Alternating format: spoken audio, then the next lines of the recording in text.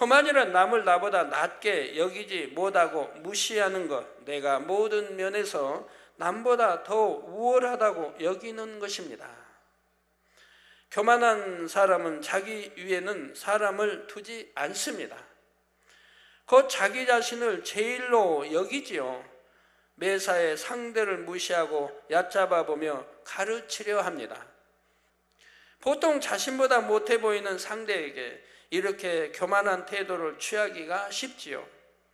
그런데 교만이 심한 경우에는 자신을 가르쳐주고 이끌어준 사람이나 질서상 자신보다 높은 사람까지 무시합니다.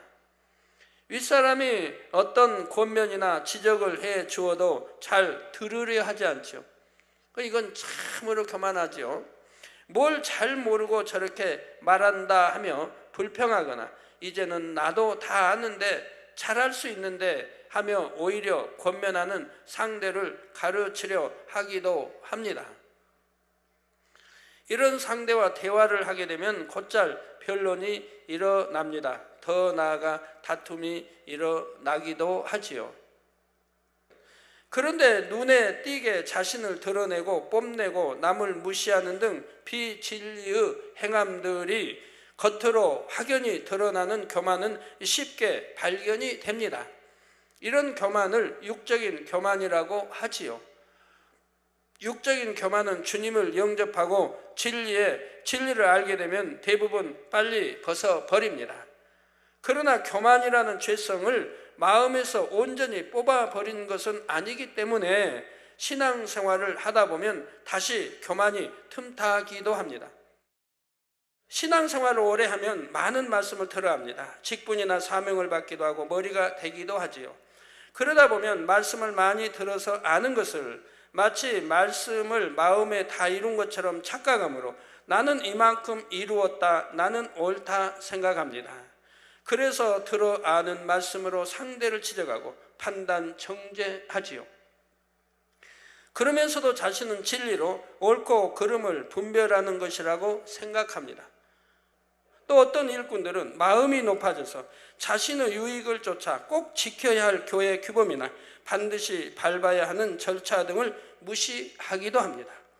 이는 명백히 교회 질서를 파괴하는 행동인데도 나는 이만한 위치에 있으니 괜찮다, 나는 예외다 생각하지요.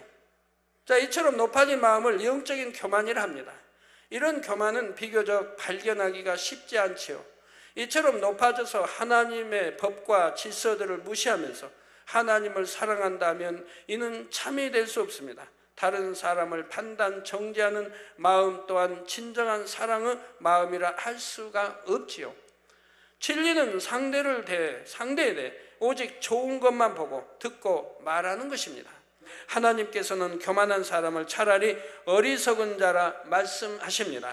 하늘을 보좌 삼고 땅을 발등상으로 두시는 광대하신 하나님에 비할 때 인간은 얼마나 작은 존재입니까? 이러한 하나님 앞에서 인생들은 모두 하나님의 형상을 따라 창조된 하나님의 자녀들로 높고 낮음이 없는 동등한 존재이지요.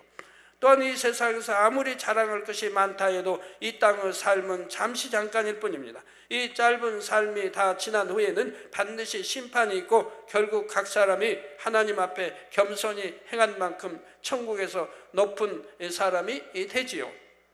물이 작은 웅덩이에 그대로 고여 있으면 결국 썩고 벌레가 생깁니다. 그러나 끊임없이 낮은 곳으로 흐르고 또 흘러가면 큰 바다에 이르게 되지요. 이런 물처럼 여러분 모두도 날이 갈수록 더 낮아지셔서 오직 주님만을 자랑하고 모두를 섬기시기 바랍니다.